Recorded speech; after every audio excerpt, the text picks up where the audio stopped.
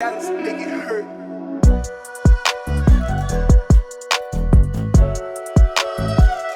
Hey everyone, welcome back to the channel. I hope आप लोग सब स्वस्थ होंगे, मस्त होंगे, मजे कर रहे होंगे। So I am Parth, your chemistry educator, and I welcome you all in the today's lecture of your chemistry. Okay, तो गाइज बहुत टाइम हो गया है। काफ़ी टाइम पहले पिछला वीडियो आया था, मैंने देखा भी यार कि वीडियो आ नहीं रहा है, थोड़ा मतलब समझ नहीं आ रहा, इतना टाइम हो गया है। लेकिन द मेन रीज़न इज़ कि गाइज आज का लेक्चर थोड़ा सा अलग होगा क्योंकि स्ट्रैटेजी भी चेंज हो गई है। तो उस जो नई स्ट्रैटेजी है उससे थोड़ा सा फेमिलियर होने के लिए मुझे टाइम लगा एंड थोड़ा बीच में गैप भी हो गया था। बट डोंट वरी, अब से अपन वापस से कंटिन्यू कर रहे हैं and will be online. Okay, तो गाइज जिन लोगों ने अभी तक चैनल को सब्सक्राइब नहीं किया है तो चैनल का सब्सक्राइब कर लो एंड चलिए फिर स्टार्ट करते हैं आज का लेक्चर। सो आपको दिख रहा होगा कि यार ये तो some basic concepts of chemistry है, बाकी हम तो केमिकल बॉन्डिंग पढ़ रहे थे। तो गाइज द थिंग इज कि अभी मैंने देखा कि जो टर्म 1 और टर्म 2 का नया सिस्टम आ गया है आपके 11th क्लास का, तो फिर पढ़ने टीम ने डिसाइड किया that we are going to focus more on your term 1 examinations. मतलब हमारा अब थोड़ा प्रायर जो अपन बोल सकते हैं एक प्रायोरिटी बन गई है। प्रायोरिटी ये है कि अभी हमको टर्म 1 का सिलेबस फटाफट कंप्लीट करना है और टर्म 1 में बहुत ही अच्छा स्कोर करना है, बहुत ही अच्छा परफॉर्म करना है। ठीक है, तो गाइज जो हमने किया था, मतलब अब जो टर्म 1 का सिलेबस है हम उसके अकॉर्डिंग चलेंगे। मतलब from today it's your new beginning. मतलब जो भी अब जैसे ऑलमोस्ट सब लोग, आप में से जितने भी हैं, सब लोग अपने टर्म 1 पे भी फोकस करेंगे। तो हमने क्या सोचा है कि we are going to do the syllabus of term 1। मतलब हम टर्म 1 के सिलेबस के अकॉर्डिंग चलेंगे और जहाँ पे रिक्वायरमेंट लग रही है वहाँ पे हम जेई का भी, जेई और नीट दोनों का साथ साथ में कवर करते जाएंगे। मतलब कि फॉर्मिंग लाइक अभी तक मैं क्या करता था कि I use NCERT to just refer the topics. मैं सिर्फ टॉपिक दिखता था और मेरे अकॉर्डिंग, मतलब जो मेरे जेई के नोट्स थे उनको रेफर करता था कभी कभी, and then I make the PPT. लेकिन अब मैं पीपीटी पूरा टोटली एनसीईआरटी बुक के बेसिस पे बना रहा हूँ, और जहाँ पे मुझे लगेगा कि यार ये वाला कॉन्सेप्ट जेई में बहुत फ्रीक्वेंटली क्वेश्चन आते हैं, उसको हम जेई या नीट के जो भी मतलब मेजर क्वेश्चन आते हैं वो वाले सेक्शन को हम डिटेल में डिस्कस करेंगे। Otherwise we are going to whole and sole follow your NCERT book और इसके अकॉर्डिंग ही चलेंगे। तो गाइज अब से जो लेक्चर्स रहेंगे, लेक्चर्स में मैं थोड़े से एनसीईआरटी के, मतलब एनसीईआरटी का मेरी बुक तो है नहीं मेरे पास, मैंने मेरे जूनियर को दे दी थी। तो मैंने एनसीईआरटी का पीडीएफ डाउनलोड किया है, मैं एक बार रीड किया है। तो रीड करते करते मुझे जो भी इंपॉर्टेंट लाइन लगी है मैंने उसको हाईलाइट किया है, अंडरलाइन किया है, सो दैट आप लोग को हेल्प हो उसके लिए। सो गाइज बिना टाइम वेस्ट करें स्टार्ट करते हैं आपका अपना फर्स्ट लेक्चर। यू कैन से it's a new beginning, so it's your first lecture of some basic concepts of chemistry. This is basically very basic chapter. मतलब ये चैप्टर के बाद से आप केमिस्ट्री के कॉन्सेप्ट्स को लेके थोड़े फेमिलियर होंगे। तो गाइस स्टार्ट करते हैं बिल्कुल एक फ्रेश स्टार्ट से। ठीक है, तो जैसा कि मैंने बोला था ये तो अपन कंटिन्यू करेंगे कि जब भी लेक्चर स्टार्ट होगा तो लेक्चर से स्टार्ट होने से पहले एक छोटा सा कोट। ठीक है, तो the quote is always do your best, what you plant now will you harvest letter.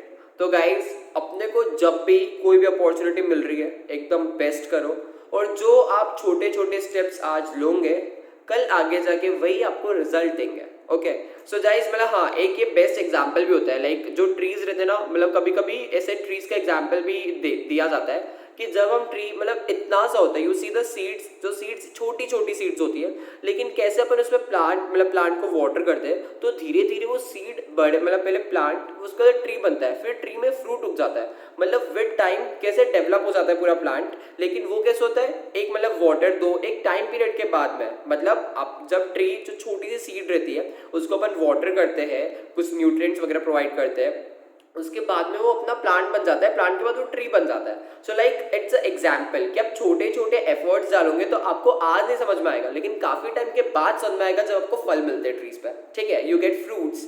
So this is the part, you have to put small efforts, means आप छोटी छोटी स्टेप्स लो, यू स्टडी, मतलब plan करो अच्छे से, आपकी studies को देखो, और ultimately when you plan properly, you study regularly, then definitely you will reach to your goal.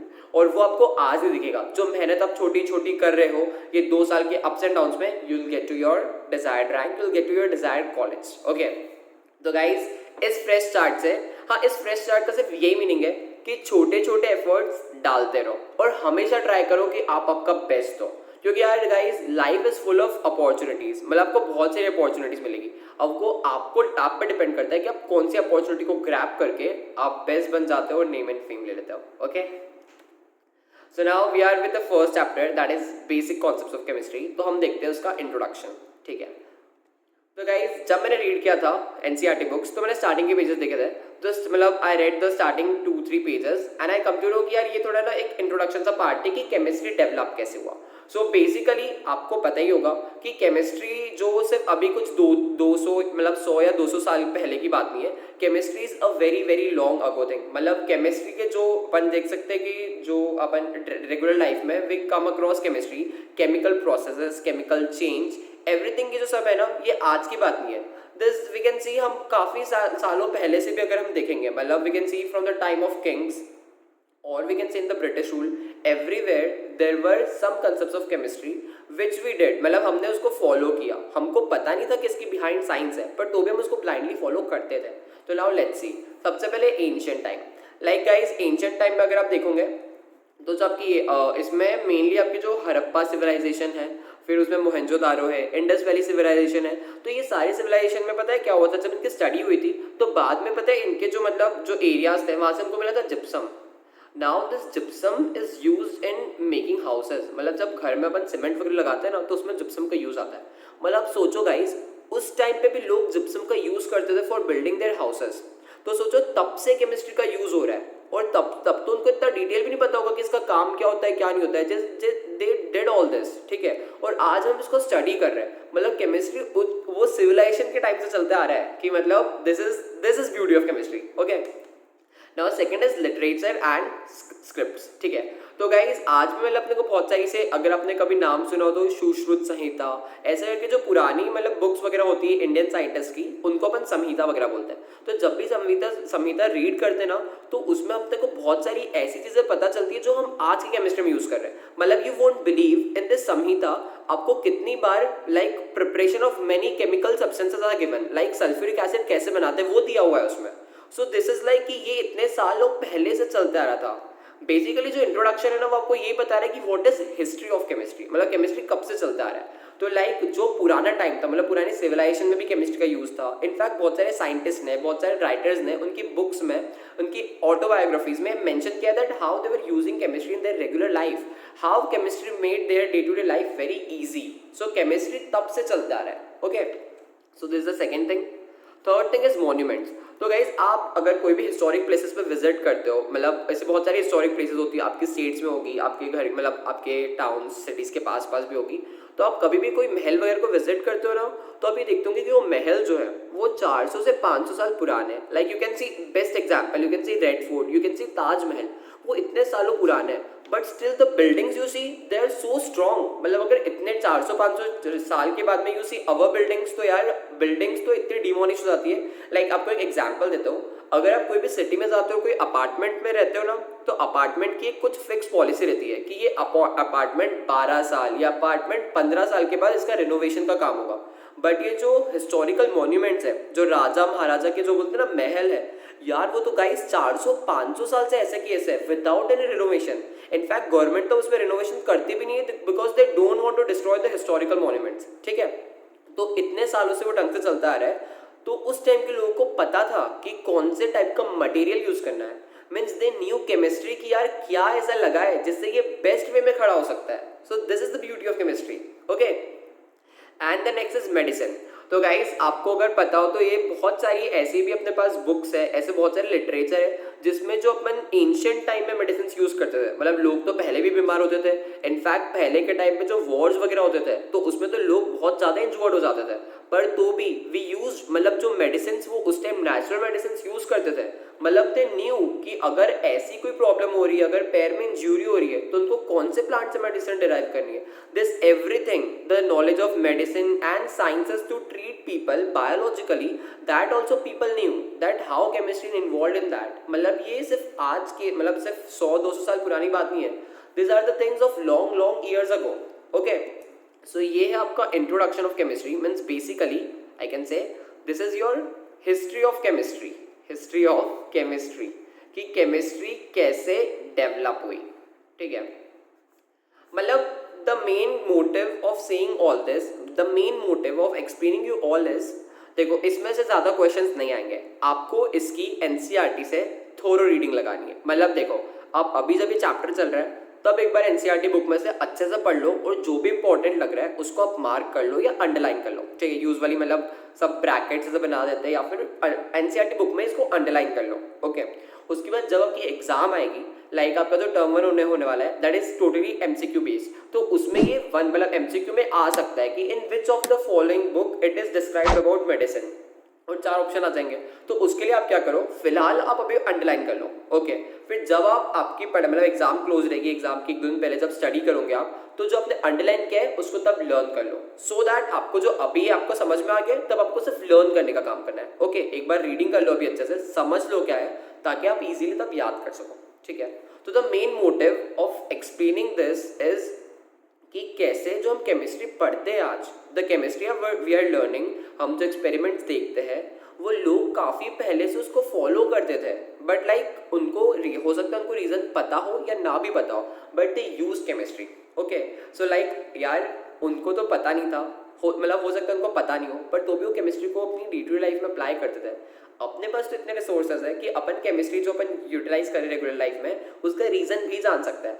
So this all about to build your interest in chemistry कि यार भाई पढ़ लो इस सब्जेक्ट को, ठीक है। सो आपका काम इजी करने के लिए मैंने जब एनसीईआरटी बुक से पीडीएफ से रीड किया था तो मैंने यहाँ पे अंडरलाइन कर लिया था या हाईलाइट कर लिया था जो भी इंपॉर्टेंट चीज़ है। तो गाइज इसमें मुझे ये इंपॉर्टेंट लगा था, द ब्रांच मतलब केमिस्ट्री की definition, the branch of science that studies the preparation, properties, structure and reaction of material substances is called chemistry, ठीक है।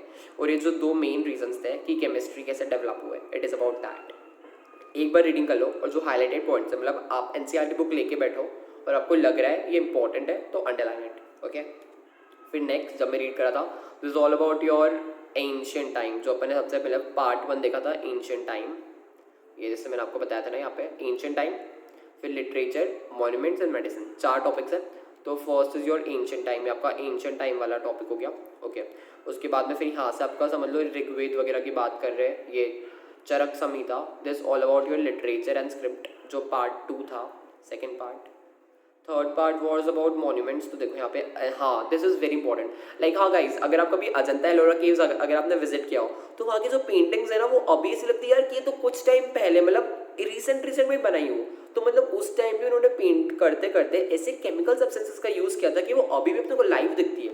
इनफैक्ट मतलब आई विजिटेड नियर मतलब आई लीव नियर इंदौर, तो यहाँ पे मांडव है, तो if anybody has visited Mandav, तो मांडव भी आप जाओगे ना तो वहाँ के जो मॉन्यूमेंट्स है यार, वहाँ पे जो जिस वे में उन्होंने कंस्ट्रक्ट किया है all that is like wonderful यार। उस टाइम पे लोगों ने इतना सोच के बनाया था, सो आई फील कि यार सही है, उस टाइम पे भी इतना सोचा जाता था, right. So this was third about monuments जो मैंने बताया था, एंड फोर्थ हमने डिस्कस किया था मेडिसिन के बारे में, तो it is written here, like medicine का आपको पता चल जाएगा, चरक संहिता में भी लिखा है, आयुर्वेद वगैरह के बारे में दिया है। So about medicine you can learn from medicine के बारे में, okay. Part 4 just read it out once, मतलब कि आपका रेसिपीज फॉर डाइंग, हाँ मतलब ये कॉस्मेटिक्स और डाइंग वगैरह सब जो अपनी बॉडी के बेटरमेंट के लिए एप्लीकेबल था, ये सब पूरा इसमें दिया है। मेडिसिन विथ मतलब बायोलॉजिकल वाला पार्ट थोड़ा कि जो आपको हेल्प करे, दिस वॉज ओके। उसके बाद में फिर अब धीरे धीरे साइंटिस्ट वगैरह जब थोड़े क्यूरियस हुए, पहले तो लोग उसको फॉलो कर लेते थे कि हाँ यार अपन इसको यूज़ कर रहे हैं तो ओके इसको यूज़ कर लिया ऐसा करके, लेकिन धीरे धीरे फिर लोगों की क्यूरियोसिटी बढ़ी कि why it is happening, the question came why, and then many scientist and many like we can say महर्षिज they tried to resolve the problem कि ऐसा क्यों हो रहा है, and in that the first was Maharshi Kanad. He said मतलब उन्होंने क्या किया था, उन्होंने एटम जो आज अपने लिए एटम है उन्होंने उसका नाम रखा था अणु, और ठीक है, और जो मतलब 2-3 एटम से कंबाइन होकर बनते उसको उन्होंने बोला था परमाणु। Means he was first Indian scientist Maharshi Kanad, he started to name this atom as अणु, उन्होंने तब बताया था, ओके।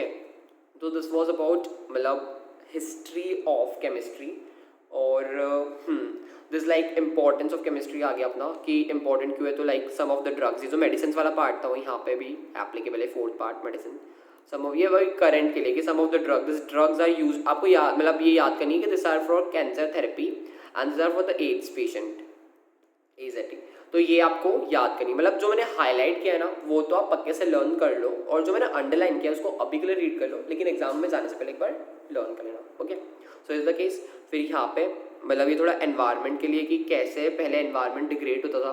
मतलब गाइस एनवायरनमेंट भी केमिकल पॉल्यूशन, मतलब केमिकल कुछ पॉल्यूटेंट्स होता है उसकी वजह से डिग्रेड होता है, बट उसके अलावा we have other alternatives also that we can use. Like पहले क्या था, सिर्फ plastic bags we use to, मतलब इतना ज़्यादा प्लास्टिक यूज़ होता था, और प्लास्टिक का ऐसा है कि it is non biodegradable. We don't have any solution कि यार प्लास्टिक अगर अपन यूज़ कर रहे हैं तो उसका क्या करेंगे, अपन उसको जलाएंगे so it will cause air pollution, ठीक है। तो देयर वाज लाइक कि प्लास्टिक यूज़ कर रहे हो लेकिन उसको डिस्पोज करने का there is no proper way. So हम उसके एक ऑल्टरनेटिव लेके आए, we are using like paper bags use होते हैं, या फिर कभी कभी मतलब मैंने तो पर्सनली अभी कुछ शादी वगैरह में से देखा है कि जहाँ पे पहले डिस्पोजल, मतलब पानी वगैरह पीते डिस्पोजल यूज़ करते थे, अब दे हैव स्टार्टेड स्टील के ग्लास। स्टील के ग्लास होते हैं, मतलब there are less in number, वो लेस इन नंबर होते हैं, बट वो यूज़ करना इज़ वेरी वेरी बेटर, क्योंकि आप एक बार स्टील की ग्लास यूज़ कर लो, उसको वॉश करके आप बार बार यूज़ कर सकते हो, लेकिन प्लास्टिक के बार यूज़ किया then you throw it, and after throwing what it is done we also don't know. उसको बरी करते हैं लैंड के अंदर, it will cause land pollution, if you burn them so it will cause air pollution, और अगर कोई animal खा लेना तो एनिमल तो it will definitely die in 2 or 3 days, okay. So plastic is very harmful. So वही है कि यार केमिस्ट्री जैसे, मतलब हम धीरे धीरे केमिस्ट्री को इस वे में यूज़ कर रहे हैं कि हम एनवायरनमेंट से फ्रेंडली हो जाए, we like preserve our environment and get the best use of it, okay. So this was like and अब हाँ, so this was all about introduction part. Introduction part से ज़्यादा क्वेश्चन नहीं आएंगे टू बी वेरी फ्रैंक, लेकिन अपने को इसकी एक बार रीडिंग एंड अंडरस्टैंडिंग होना ज़रूरी है, ठीक है। तो अब गाइस जो हम स्टार्ट कर रहे हैं, this is like for me the first and foremost concept of chemistry, जो हम बेसिक कॉन्सेप्ट पढ़ने वाले हैं। So according to me this is the first concept. मतलब गाइज ये वो कॉन्सेप्ट है जो एक 7th 8th या 9th क्लास के बच्चों को भी आना चाहिए। इनफैक्ट ये 11th से 12th क्लास के बच्चे को भी ये कॉन्सेप्ट एकदम उनके माइंड में होना चाहिए। तो guys buckle up and focus here, क्योंकि जो कॉन्सेप्ट अभी हम पढ़ने वाले हैं वो डिटेल में आपको आना ही चाहिए, ठीक है। So for that I have to do experiment. Like for example currently I am having the scale, ठीक है। मतलब आप कंसिडर करो कि एक आयरन की स्केल है, ओके। तो हम जैसे इसको कट, मतलब मैंने इसको 2 इक्वल पार्ट्स में डिवाइड किया, ठीक है। 2 इक्वल पार्ट्स में डिवाइड किया, आई एम गेटिंग 2 पार्ट्स। मैंने एक पार्ट हटाया, फिर एक पार्ट है मेरे पास, फिर मैंने उसको वापस से ब्रेक किया, मतलब 2 इक्वल पार्ट्स में। Then I keep on dividing, मैं उसको 2 इक्वल पार्ट्स में, मतलब एक था मेरे पास स्केल, मैंने उसको डिवाइड किया 2 इक्वल पार्ट्स में, एक पार्ट लिया, फिर उसको वापस डिवाइड किया, फिर उसका एक पार्ट लिया, फिर उसको वापस डिवाइड किया। ऐसे करते करते मेरा स्केल का साइज यहाँ से यहाँ हो गया, फिर यहाँ से यहाँ हो गया, यहाँ से यहाँ हो गया। ऐसा करते करते आई keep on dividing dividing dividing dividing dividing dividing the scale.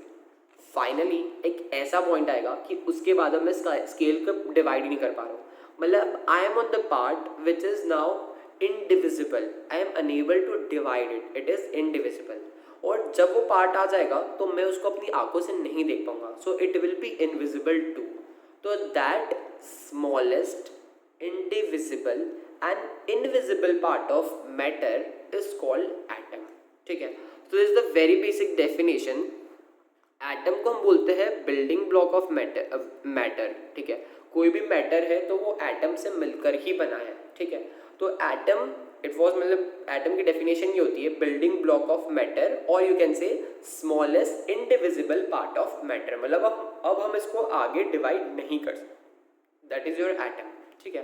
तो you know example of atom, मतलब हाइड्रोजन का एटम होता है, सोडियम का एटम होता है, क्लोरीन का एटम होता है, आयरन का एटम होता है। जैसे मैंने स्केल का एग्जांपल दिया, मैं बोल रहा हूँ कि आयरन की स्केल है, तो if I keep on dividing dividing dividing तो फाइनली मेरे को आयरन का एटम मिलेगा। Like practically it is not possible, बाकी just an example and it's just a case study, मतलब एक्सपेरिमेंट है आपको समझाने के लिए। So this is your atom. तो आई थिंक अब आपको एटम का कॉन्सेप्ट समझ में आ गया होगा कि एटम बेसिकली है क्या।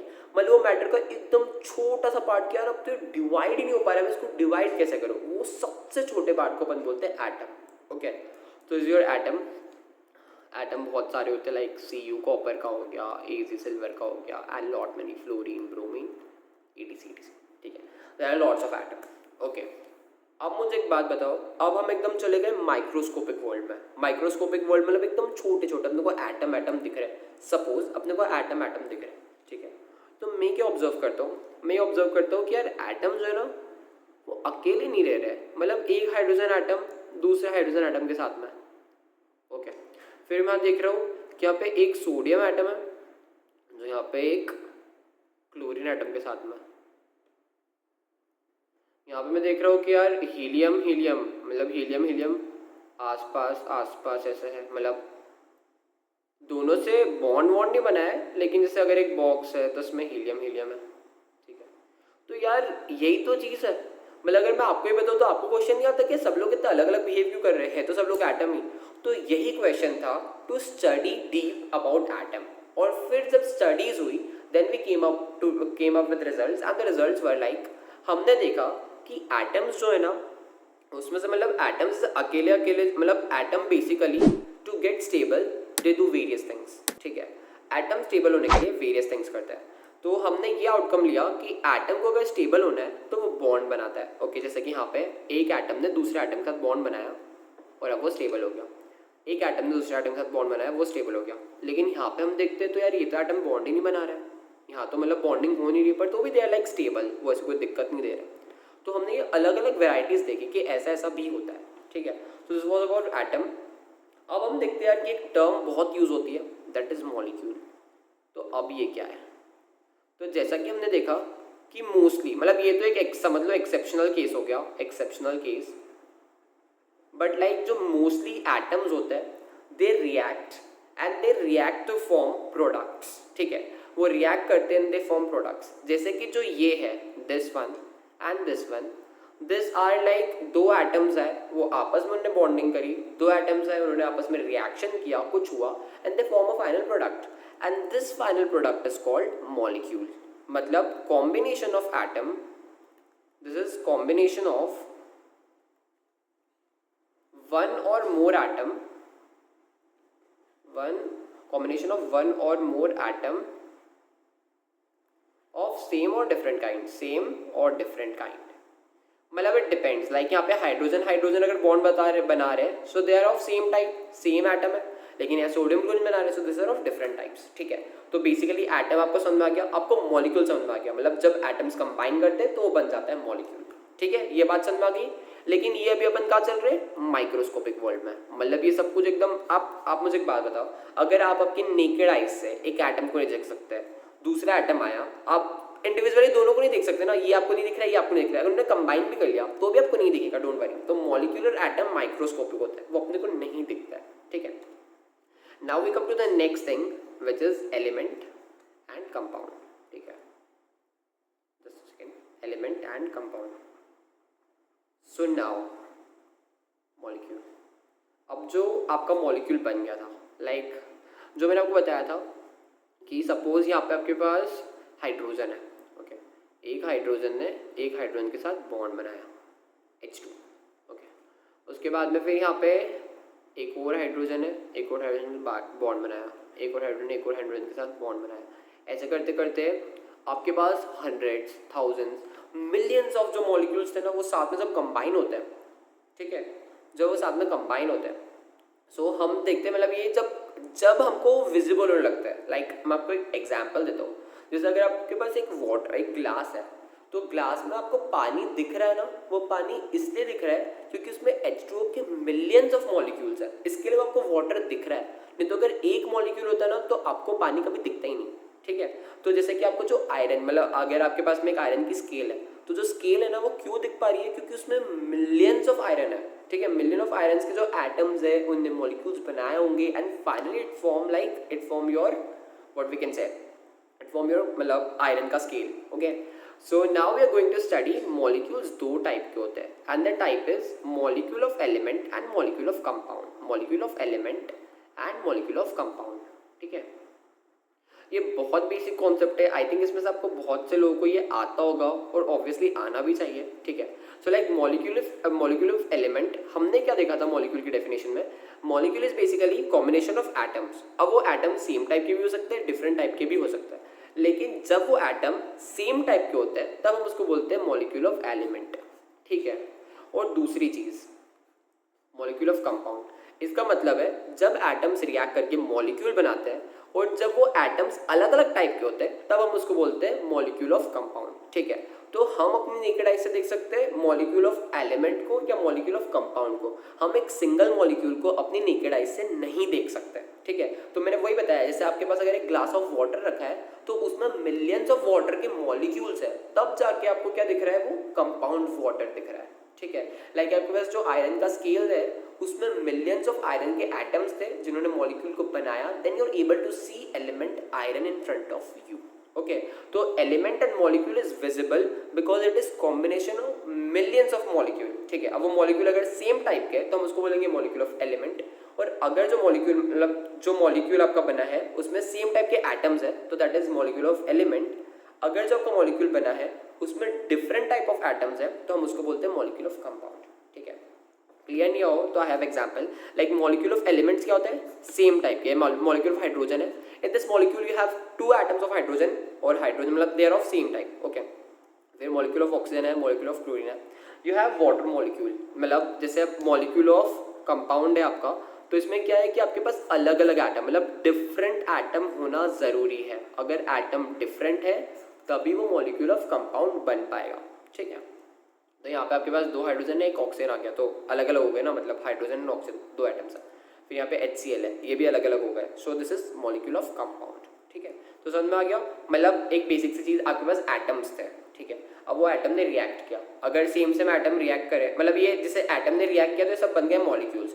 अब वो मॉलिक्यूल्स भी 2 टाइप के होते हैं। अगर जो एटम्स है, एटम सेम टाइप के मिले ना, so like I will say कि आपके पास जैसे यहाँ पे एक हाइड्रोजन था, इन दोनों ने यहाँ पे आके मिल गए तो ये एक मॉलिक्यूल बन गया, और ये मॉलिक्यूल है किसका, मॉलिक्यूल ऑफ एलिमेंट, क्योंकि ये सेम टाइप के। ठीक है, अब दूसरी चीज़, अगर यहाँ पे एक Na रखा था, यहाँ पे एक Cl रखा था, इन 2 एटम्स ने आपस में रिएक्शन शो किया, अगर उनने एक मॉलिक्यूल बना लिया तो ये मॉलिक्यूल क्या होगा, मॉलिक्यूल ऑफ कंपाउंड होगा। ठीक है, अब वैसे ही जब thousands of molecule of element मिलते हैं तब वो बनाता है एलिमेंट, मतलब ऐसे क्या 1000, 2000, 5000, 10 लाख, 10 करोड़, इतने सारे जब ये मॉलिक्यूल्स मिल रहे होंगे तब जाके बनेगा element.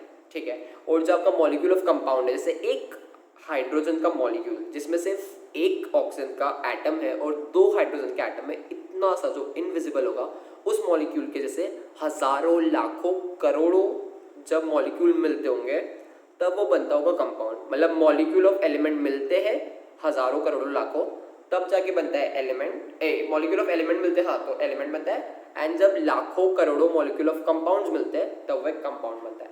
Getting my point, this is the very basic concept. Okay, ये आपको कॉन्सेप्ट क्लियर करने के लिए ये वाला मतलब डायग्राम है, बहुत मुश्किल से मिला था ये मुझे। एलिमेंट मतलब atoms of an element, right, मतलब एक एलिमेंट के सारे एटम्स हैं। ठीक है, ऐसे एटम्स होता है।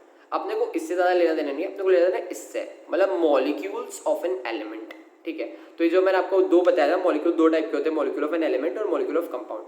तो ये मॉलिक्यूल ऑफ एन एलिमेंट है, ये 1, 2, 3, 4 ऐसे बहुत सारे क्वांटिटी में जब मिलते हैं, so it finally forms element. और ये जो कंपाउंड आपको दिख रहा है, मॉलिक्यूल ऑफ कंपाउंड, इसमें अलग अलग टाइप के, this purple represent another atom and this green represent another atom, ऐसा करके एक मॉलिक्यूल ऑफ कंपाउंड बना है। जब इसमें हजारों, लाखों, करोड़ों आपके जो मॉलिक्यूल ऑफ कंपाउंड्स मिले होंगे तब जाके वो कंपाउंड बना होगा। ठीक है, सो अब बिल्कुल कंफ्यूज नहीं होना है कि मॉलिक्यूल क्या है, एलिमेंट क्या है, कंपाउंड क्या है, एटम क्या है, क्योंकि आज वो क्लियर हो चुका है। ठीक है, आगे चलते हैं, एनसीईआरटी को वापस फॉलो करते हैं। एनसीईआरटी में नेक्स्ट टॉपिक था matter. Matter, you know, everyone knows. मैं किससे ही पूछूंगा सब मुझे बोल देंगे कि what is matter, something that occupies volume and has a mass is matter. So definitely anything having volume and mass is called matter. Okay, so आज हम डिस्कस करने वाले हैं मैटर की 2 चीज़ें, that is states of matter और classification of matter. बहुत से बच्चे बोल रहे होंगे कि ये तो हमको आता है, पर तो भी यार रिवाइज कर लो। So first is states of matter. ठीक है, तो ये बहुत सिंपल सी बात है, मुझे शायद 4th 5th क्लास का बच्चा भी बता देगा। Solid, liquid and gas. There are 3 states of matter, that is solid, liquid and gas. ठीक है, तो guys अब सबसे बेसिक चीज़, अब थोड़ा सा अपने 10th 9th क्लास भी पढ़ लिए तो आपको बताया था कि और भी ज़्यादा प्लाज्मा भी एक स्टेट ऑफ मैटर है जो डिस्कवर्ड है। फिर एक बोस-आइंस्टीन कंडेंसेट है, वो भी एक स्टेट ऑफ मैटर, मतलब इन दोनों को अलग ही माना है। They are not classified either in solid nor in liquid, neither in solid nor in liquid nor in gas. Okay, लेकिन हमको अगर डिस्कस करना है, कोई पूछता है generally, so we say there are 3 states of matter, solid, liquid and gas. ठीक है, अब इसके बारे में आपको एकदम बखूबी पता होगा। एक ट्राइंगल होता है, you have solid here, you have liquid here and you have gas here. ठीक है, सो इनका इंटर कन्वर्जन होता है लाइक सॉलिड को अगर आप हीट करोगे, लाइक आपने बर्फ़ ली, बर्फ़ आपने बाहर रखा, उसको एक्सटर्नल एटमॉस्फेयर से मिलेगी हीट, जब अपन उसको हीट करते हैं तो आइस हो जाता है लिक्विफाई, उस प्रोसेस को बोलते हैं लिक्विफिकेशन और यू से मेल्टिंग। ठीक है, सॉलिड कन्वर्ट हो रहा है लिक्विड में, उस प्रोसेस को बोलेंगे मेल्टिंग। ठीक है, अब अगर मैं लिक्विड को और हीट करूँगा तो कन्वर्ट हो जाएगा गैस में, और इस प्रोसेस को हम बोलते हैं वेपराइजेशन और बॉइलिंग। ठीक है, आई सेड बॉइलिंग और वेपराइजेशन। ठीक है, दिस वॉज अ प्रेशर, मतलब दिस वॉज कंप्लीट प्रोसीजर। आपने बर्फ फ्रीजर से निकाले, you took the ice, you just put in a plate. Okay, after putting in the plate it will get heat from the atmosphere, and after like few minutes, 1 or 2 minutes, you'll find that the ice has completely melted and it has converted to water. So water is liquid. Okay, उसके बाद में next चीज़ आती है, if you put this melted ice means water on gas, you heat it up, so it will boil up and this you'll see vapors. Okay, मतलब पानी की जो भाप बन जाएगी, that is your basically water vapors. So you'll see that. Okay, उसके बाद में अगर आप उन वेपर्स को कलेक्ट कर रहे हो, मतलब उसको हम ठंडा करें, जस्ट फॉर एग्जांपल आप just you take a container, you put water in it, you boil it, okay, and you put a plate. Okay, so जब आप वो प्लेट रखोगे तो होता क्या है, जब वाटर वेपर्स बन के ऊपर उठता है, मतलब यू ऑन द गैस, सो उस जो कंटेनर में आपका वाटर बॉयल हो रहा है ऊपर जा रहा है, तो प्लेट के ऊपर आपको वाटर के ड्रॉपलेट्स मिलते हैं, देयर वाटर कंडेंसेस। ठीक है, उसको एक कूल सरफेस मिल जाता है, वहाँ पे वाटर वेपर्स रहते हैं, वो ठंडे हो जाते हैं, and this process called condensation. आपको लग रहा होगा कि बहुत बचकाना पढ़ा रहा हूँ, बाकी दिस लाइक बेसिक कॉन्सेप्ट पढ़ रहे हैं ना हम, तो इसके लिए चलो इसको स्पीड अप करते हैं। सो लाइक गैस से लिक्विड में आए, सो this is your condensation, and this was मतलब वेपराइजेशन और बॉइलिंग दोनों से कंडेंसेशन। ठीक है, फिर लिक्विड के बाद में अगर हम इसको और अपन वो करते जाते हैं, मतलब कूल कर जाएंगे, तो लिक्विड से सॉलिड बन जाएगा, and this process called solidification. ठीक है, अब उसके बाद में क्या होता है, कुछ कुछ जो आपके सॉलिड्स रहते हैं उसको मतलब हम डायरेक्ट वो सबलाइम हो जाते हैं और वो बन जाते हैं सॉलिड से directly gas, this is called sublimation. ठीक है, लाइक आपको एक बेस्ट एग्जांपल देता हूँ, जो कपूर होता है, लाइक हम आरती में जब कपूर रखते हैं, when we heat that kapur, so वो कभी भी लिक्विड नहीं बनता है और डायरेक्टली हवा में उड़ जाता है, it becomes gas. That camphor is your means वो जो सब्सटेंस होते हैं ना, जो सॉलिड मतलब सबलाइम हो जाता है, उसको अपन बोलते हैं, मतलब सब्लिमेट्स बोलते हैं, उसका बेस्ट एग्जाम्पल है कैम्फर।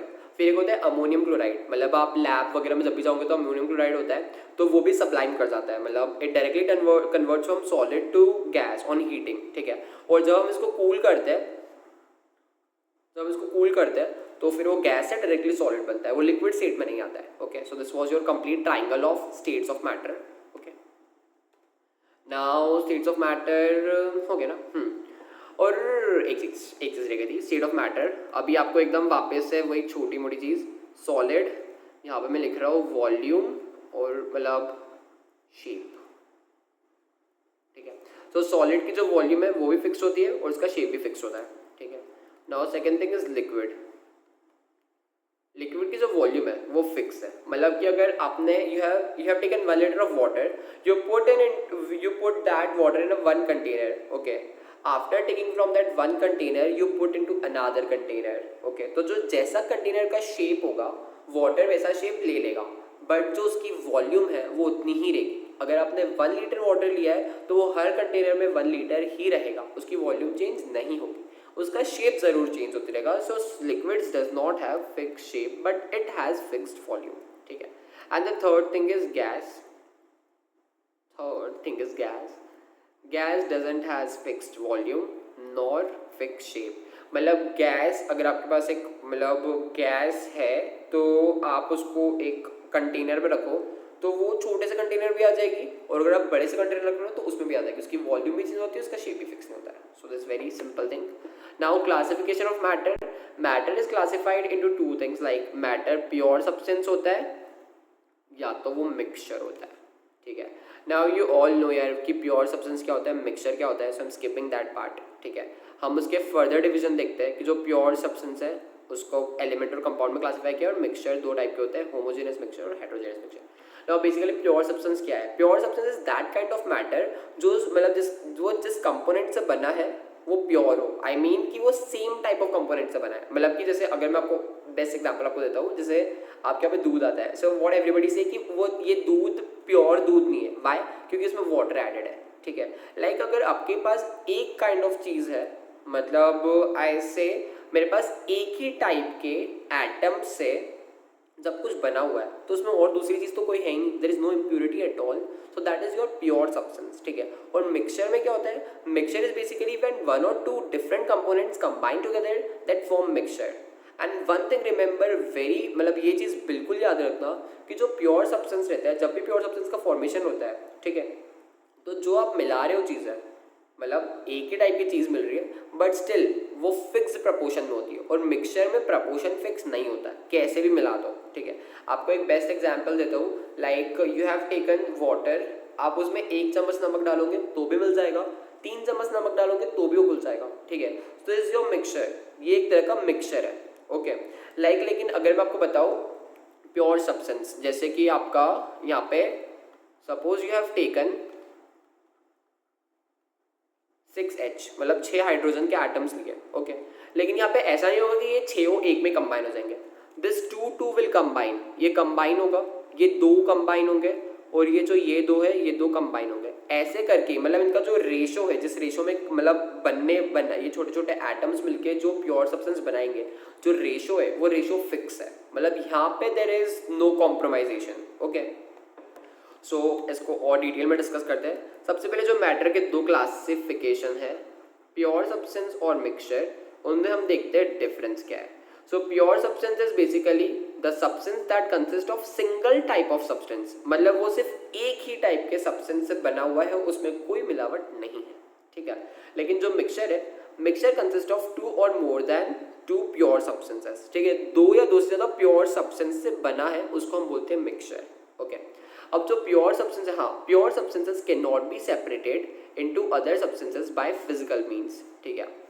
जैसे कि अभी आपका जो हाइड्रोजन बॉन्ड है ना, अभी जो बन चुका है, ये इतनी आसानी से ब्रेक नहीं होगा, you have to apply lot of force, आपको मतलब इसको मतलब एनर्जी बहुत ज़्यादा लगानी पड़ेगी, तब जाके बॉन्ड ब्रेक होगा, ठीक है। और ये बॉन्ड इतनी ईजिली ब्रेक नहीं होते, हमको इलेक्ट्रिक करंट पास करना पड़ता है, तब जाके ये एक दूसरे को बॉन्ड के अट्रैक्शन फोर्स को छोड़ता है, मतलब ये you have to go with chemical process, you have to do something chemically. लेकिन जो मिक्सचर है, अगर आपने उसको सेपरेट करना है, you can go with physical process. Like for example बहुत इजी होता है, जैसे आपने वाटर में सॉल्ट डाल दिया, तो क्या करो, बॉईल कर लो, वाटर पूरा वेपराइज हो जाएगा और जो आपका कंटेनर है उसके साइड में आपको सॉल्ट मिल जाएगा। सो boiling is a physical process, तो आप जो मिक्सचर के कंपोनेंट है उसको आराम से फिजिकल प्रोसेस के थ्रू सेपरेट कर सकते हो, okay. Now next is pure substance has its definite property, ठीक है। प्योर सब्सटेंस की एक प्रॉपर्टी फिक्स होती है, mixture shows property in its component, yes, mixture की जो प्रॉपर्टीज होती है वो हर कंपोनेंट में उसके, मतलब देखो होता क्या है, लाइक अगर आपके पास एक प्योर सब्सटेंस का एक एग्जांपल है CO2, ठीक है, एक बॉटल में आपके पास CO2 है और एक पूरे जार में आपके पास CO2 है। CO2 की प्रॉपर्टी होती है फायर को एक्सटिंग्विश करने की, तो अगर वो बॉटल में से भी CO2 निकलेगा तो वो फायर को एक्सटिंग्विश करेगा, इतने बड़े जार में से भी मतलब आपके पास बहुत ज़्यादा CO2 है, वो जब निकलेगा तो वो फायर को एक्सटिंग्विश ही करेगा, ठीक है। लेकिन मिक्सचर का केस अलग होता है, मिक्सचर में डिपेंड करता है। लाइक आपको एक एग्जांपल देता हूँ, वही अपने पास एक glass of water you have, आपने 1 स्पून वहाँ पे शुगर डाली एंड यू स्टर इट, ठीक है, तो आपके पास ये फॉर्म मतलब होमोजीनियस मिक्सचर बन गया। उसके बाद आपने 2 स्पून डाली, ओके, उसके बाद आपने 10 स्पून डाली, एक कंडीशन आएगी कि अब उसमें और शुगर नहीं जा पा रही है, okay, that has become saturated solution. अब आप इन सबको टेस्ट करो, इन सबका टेस्ट अलग होगा, मतलब इसकी प्रॉपर्टी जो है, मतलब अब जिसमें आप देखोगे कि जो इसकी सैचुरेशन वाली प्रॉपर्टी हो गई, दैट इज टोटली डिफरेंट। ये हम पढ़ने वाले मोलैरिटी क्या होती है इन ऑल, तो अगर आपको देखोगे तो इन सब में मोलैरिटी वगैरह अलग आ जाएगी, the scene is totally different, okay. So जो प्रॉपर्टी है वो मतलब देखो मिक्सचर में क्या होता है, क्वांटिटी फिक्स नहीं होती है, कभी मिक्सचर में suppose you are adding 2 things, ठीक है, आपको 2 चीज़ मिलानी है, अब उसका कंपोनेंट को ऐसा फिक्स तो है नहीं, मैंने यहाँ पे क्या किया, कंपोनेंट 1 को मैंने लिया 5 ग्राम, कंपोनेंट 2 को ले लिया मैंने 15 ग्राम, ठीक है। सेकेंड मैंने मिक्सचर क्या बनाया, कंपोनेंट 1 को ले लिया मैंने 10 ग्राम्स, कंपोनेंट 2 को ले लिया 10 ग्राम्स। तो अगर मैंने ऐसा लिया है सीन, तो यार ये अलग बन जाएगा, ये अलग बन जाएगा, रहेगा तो मिक्सचर ही, लेकिन की प्रॉपर्टीज हो जाएगी अलग अलग, ओके। सो नाउ अब जो आपके मिक्सचर है, मिक्सचर 2 टाइप के, homogeneous mixture and heterogeneous mixture. यार ऊपर से अगर पढ़ना हो तो बेसिकली होमोजीनियस मिक्सचर वो रहता है, मतलब जिसमें एक यूनिफॉर्म कंपोजिशन रहता है। यूनिफॉर्म कंपोजिशन मतलब कि आप ऐसे फिजिकली देख के, in easy language to understand, आप ऐसे फिजिकली देख के बता नहीं पाओगे कि इसके कंपोनेंट्स कहाँ घुल मिल गए। इसका बेस्ट एग्जांपल वही है सॉल्टी वाटर। मतलब वाटर में अगर आपने सॉल्ट डाला है, so you are unable to find care salt गया कहाँ, that has mixed up. Okay, so like the mixture in which different constitutes are mixed uniformly. This word uniformly is very important. Like uniformly mix हो गया, you are unable to identify. और यहाँ पे mixture में different constituents are not mix uniformly, ठीक है। They can not have physically distinct parts. Physically मतलब आप ऐसे देखने पे नहीं बता पाओगे। They have physically distinct parts. Okay, heterogeneous mixture का होता है मतलब whatever you see, like for example आप क्या करो, हेट्रोजीनियस मिक्सचर बनाने के लिए it's very easy. You have taken easy, you take a plate, अब उसमें राइस डाल दो, मतलब राइस जो रॉ राइस होते हैं ना, चावल के दाने, वो डाल दो। You take wheat, you take pulses, you mix it all thoroughly, so it will form your heterogeneous mixture। आप आराम से देख पा रहे हो कि यार क्या है। अच्छा, you can separate each other कि हाँ राइस अलग हो गया, व्हीट अलग हो गया, मेहनत ज़्यादा लगी है but you can separate। Okay, so like this was heterogeneous mixture। फिर जो आपका constituents cannot be seen, जैसे कि मैंने आपको बोला, आप पानी में सॉल्ट के मॉलिक्यूल, मतलब सॉल्ट जो आपको वाइट आपने डाला था सॉल्ट, वो कभी नहीं दिखेगा आपका वाटर में। अगर आपने उसको अच्छे से मिक्स कर लिया, so you will not be able to see that salt. Okay, the constituents can be easily seen, ठीक है। Constituents cannot be easily separated, the constituents can be easily separated। Okay, इसका एग्जाम्पल है sugar solution, soda solution, everything. And इधर आपका आता है sugar sand mixture, हाँ sugar sand mixture, milk, ink, ये सब आपका अलग अलग आ जाता है। Okay, so this was your what you can say heterogeneous mixture। Okay, अब you're moving to the next part। The next part I'm writing it here, difference between element and compound। मतलब कि जो प्योर सब्सटेंस है वो भी दो type के, element and compound. So element और कंपाउंड में हमको डिफरेंस देखना है। सो बेसिकली एलिमेंट आपको पता है कि वो सेम काइंड ऑफ मॉलिक्यूल से बना है, and compound is made up of the ये भी मॉलिक्यूल से बना है, लेकिन जो मॉलिक्यूल बना है वो डिफरेंट टाइप ऑफ एटम से बना है, ठीक है। सो जो एलिमेंट है we can say it is form by molecule of element, and I think you know what is molecule of element. And जो कंपाउंड है it is made up of molecule of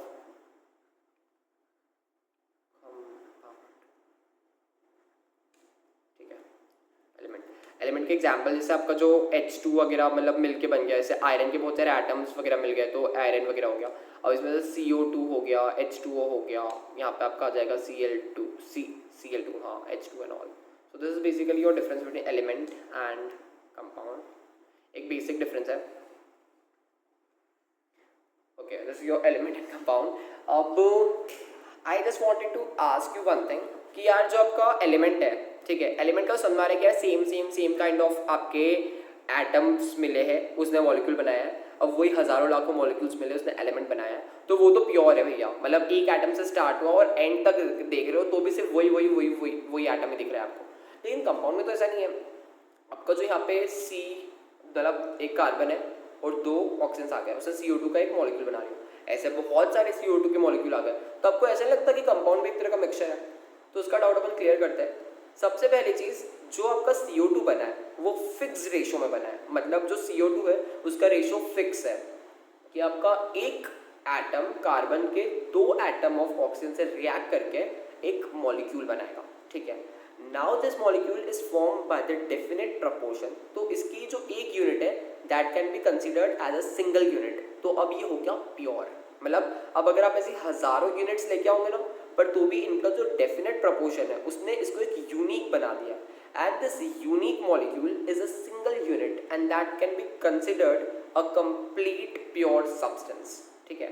so this was कि आप कैसे compound को ही बोल सकते हो pure substance. So today what we have seen just एक इंट्रोडक्शन देखा है, that how chemistry, history of chemistry हमने देखा, हाउ केमिस्ट्री डेवलप। फिर हमने एक बहुत इंपॉर्टेंट कॉन्सेप्ट पढ़ा about atoms, we discuss about molecules, हमने मॉलिक्यूल्स के दो टाइप देखे, ठीक है। फिर हमने देखा कि मॉलिक्यूल ऑफ एलिमेंट से बनते हैं एलिमेंट, मॉलिक्यूल ऑफ कंपाउंड से बनते हैं कंपाउंड, ठीक है। उसके बाद हमने देखा कि जो अपने मैटर है, स्टेट्स ऑफ मैटर डिस्कस किया, वो आपको पहले से आता था। Then we discussed what are classification of matter, उसमें हमने देखा pure substance and mixture. Pure substance आपको पता है कि जो सिंगल काइंड ऑफ सब्सटेंस से बना है उसको बोलते हैं प्योर सब्सटेंस, जो अलग अलग टाइप के प्योर सब्सटेंस से बना है उसको बोलते हैं मिक्सचर। फिर प्योर सब्सटेंस दो टाइप के होते हैं, एलिमेंट एंड कंपाउंड, वो हमने देख लिया। हमने ये भी देख लिया कि जो कंपाउंड है वो कैसे प्योर सब्सटेंस है, फिर हमने देखा कि मिक्सचर के दो टाइप होते हैं, homogeneous mixture and heterogeneous mixture. हमने वो भी क्लियर कर लिया कि homogeneous mixture is like uniform होते हैं, हम इतने इजीली नहीं बोल सकते कि मिक्सचर है, ठीक है। लेकिन हेट्रोजीनियस मिक्सचर तो सामने से दिख जाता है कि मिक्सचर है, ठीक है। So this was all about today's video. हम अगले वीडियो में आगे का पढ़ेंगे। सो गाइस ये नई स्ट्रैटेजी, नया पैटर्न है। एनसीईआरटी बुक से मैं खुद पढ़ रहा होता टाइप का, मैंने एनसीईआरटी बुक एक बार वापस से पूरी रीड आउट करी, ठीक है। सो लाइक नया है, पूरा वीडियो भी नया है, तो आपको जैसा भी वीडियो लगा है, say me in the comment box and give this video a thumbs up, and then meet you in the next lecture. Till that, thank you. Take care of yourself.